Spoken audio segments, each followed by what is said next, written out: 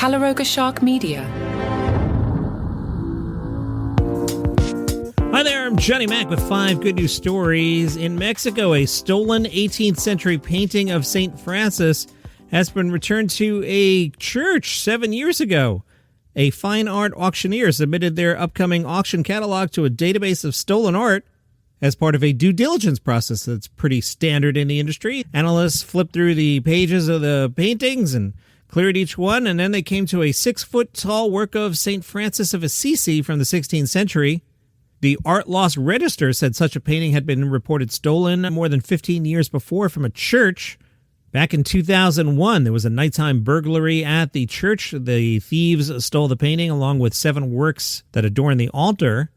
Those pieces and the thief are still at large. The painting was going to be auctioned off for $15,000. Good news if you're cold this week. I sure am.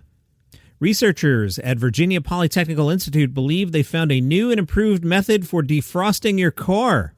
Professor Jonathan Barreco has figured out how to combat ice by exploiting its own physics.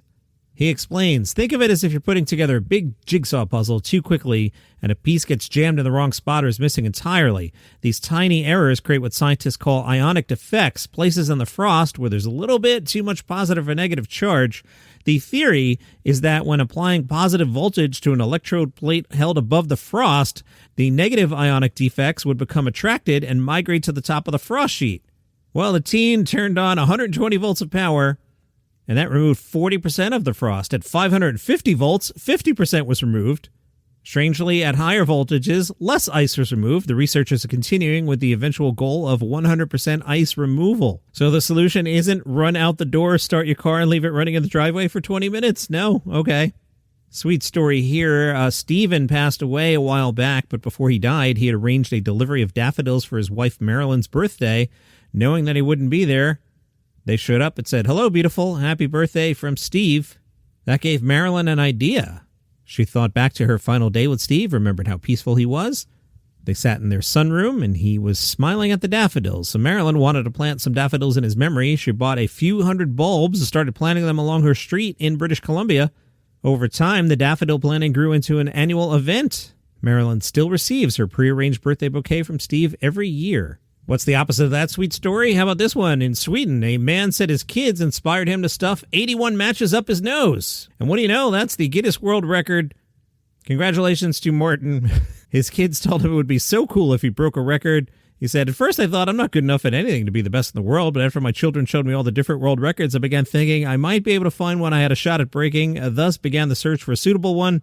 He landed on the record for most matches held in the nose, which was 68. He explained, after doing the trial run, I discovered I could both stretch my nostrils a lot and also ignore the pain from putting all those matches in there, so I'd say I'm a natural. However, I did try to find a good technique because matches kept falling out of my nostrils.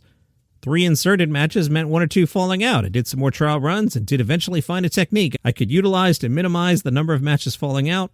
The record is now 81. And good news, if your mom didn't throw your comic books away, Superman #1 was auctioned off for $9.12 million. Yes, it's a 1939 copy of Superman #1.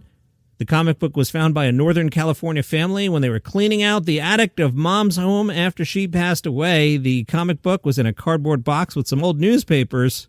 It was given a rating of 9 out of 10, making it the highest graded copy of Superman #1 still known to exist.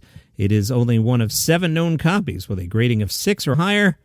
The comic sold for $9.12 million, breaking the previous record of $6 million. $6 million got you a copy of Action Comics #1, which also featured Superman. And those are your 5 good news stories for today. Go see what's up in the attic. See you tomorrow.